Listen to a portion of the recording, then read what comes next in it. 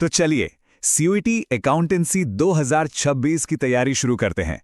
आज हम मास्टर करने वाले हैं एप्लीकेशन बेस्ड सवालों को एकदम प्रो की तरह।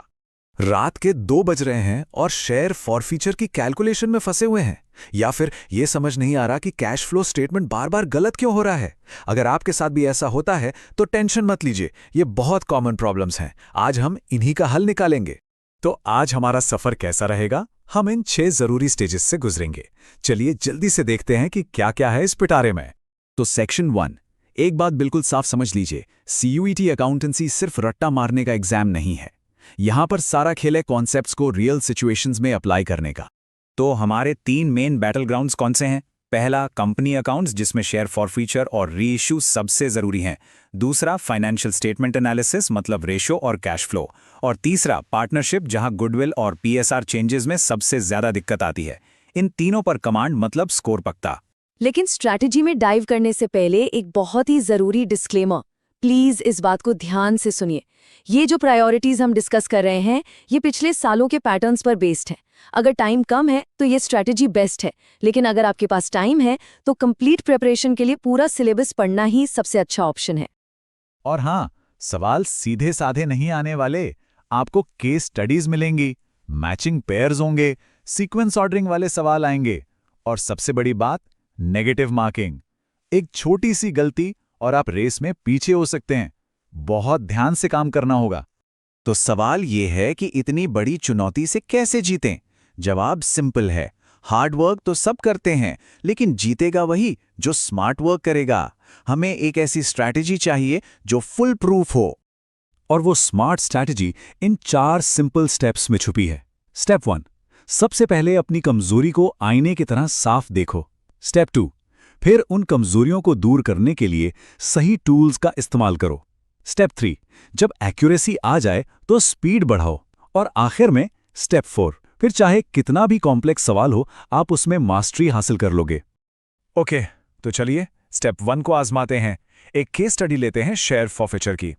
ये एक ऐसा टॉपिक है जहां अच्छे स्टूडेंट्स भी फंस जाते हैं।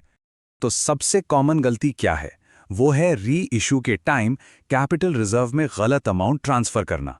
अक्सर क्या होता है, स्टूडेंट्स सारे फॉरफिट किए हुए शेयर्स का अमाउंट ट्रांसफर कर देते हैं, जबकि रूल क्या कहता है, सिर्फ उन्हीं शेयर्स का प्रॉफिट ट्रांसफर होगा जो री इशू हुए हैं।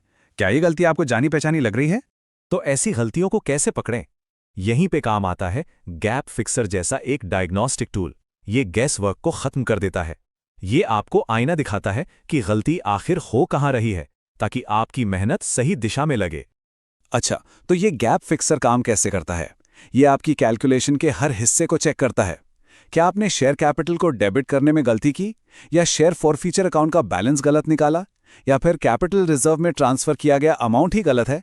ये प्रॉब्लम की जड़ तक जाता है और फिर आपको ऐसे प्रैक्टिस सवाल देता है जो सीधे उसी गलती को ठीक करते हैं। तो गलती तो हमने पकड़ ली, अब अगला स्टेप, उस गलती को ऐसे टूल से सुधारना जो 24/7 आपके साथ हो।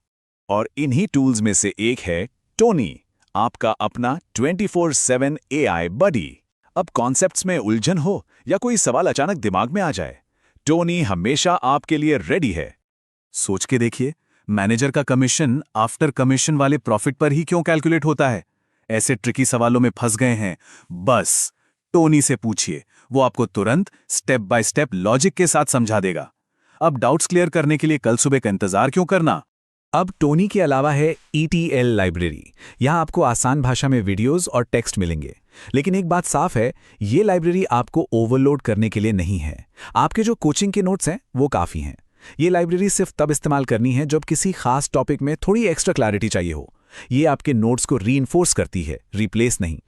तो ठीक है, कॉन्सेप्ट्स क्लियर हो गए, गलतियां भी सुधार ली, पर रेस अभी खत्म नहीं हुई। असली चैलेंज तो अब शुरू होता है, स्पीड। एग्जाम हॉल के प्रेशर में तेजी से और बिल्कुल सही जवाब देना।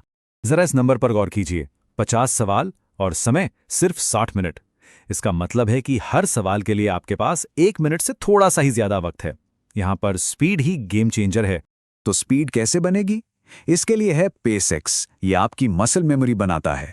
इमेजिन कीजिए आप रेशियो या शेयर फॉरफीचर जैसे टॉपिक्स पर टाइम्ड ड्रिल्स कर रहे हैं। धीरे धीरे आपकी एक्यूरेसी ऑटोमेटिक हो जाती है और स्पीड अपने आप बढ़ जाती है। और स्पीड के साथ साथ कॉम्प्लेक्सिटी को हैंडल करना भी जरूरी है। फॉर एग्जाम्पल, गुडविल कैलकुलेशन की स्ट्रैटेजी अलग है और प्रॉफिट शेयरिंग रेशियो में बदलाव के एडजस्टमेंट्स की स्ट्रैटेजी बिल्कुल अलग। प्लेटफॉर्म आपको इन दोनों के बीच का फर्क साफ साफ समझाता है ताकि एग्जाम में कोई कंफ्यूजन ना हो। एक और एग्जाम्पल लेते हैं, financial ratios, activity, liquidity, solvency. इनमें अक्सर कंफ्यूजन हो जाता है ना? इसके लिए टारगेटेड ड्रिल्स हैं। इतनी प्रैक्टिस कीजिए कि इनको क्लासिफाई करना आपके लिए सेकंड नेचर बन जाए, बिल्कुल सांस लेने जैसा। तो इन सब चीजों का एंड गोल क्या है? सिर्फ तैयारी नहीं, एंड गोल है डेटा ड्रिवन कॉन्फिडेंस। एक ऐसा विश्वास जो मुझे लगता है पर नहीं, मैं जानता हूं पर टिका हो। और ये कॉन्फिडेंस आएगा इस डैशबोर्ड से। ये आपको विजुअल प्रूफ देगा। अब आप अंदाजे से नहीं बोलेंगे कि मुझे लगता है रेशियोज ठीक हैं। आप डेटा के साथ बोलेंगे, मैं सॉल्वेंसी रेशियोज में 92% आगे हूं, लेकिन हाँ, सैक्रिफाइसिंग रेशियो में अभी थोड़ी और प्रैक्टिस करनी है। देखा कितना फर्क है? तो अब आपसे एक आखिरी सवाल, आपकी सीओईटी की तैयारी, क्या वो सिर्फ मेहनत कर रही है या फिर वो स्मार्ट तरीके से मेहनत कर रही है? हमेशा याद रखिए, मेहनत जरूरी है, लेकिन सही स्ट्रैटेजी उस मेहनत को कई गुना बढ़ा देती है। ईज टू लर्न आपकी इसी मेहनत को एक स्मार्ट स्ट्रैटेजी से जोड़ता है। CUET 2026 आपका इंतजार कर रहा है। उसे पूरे कॉन्फिडेंस के साथ फेस कीजिए।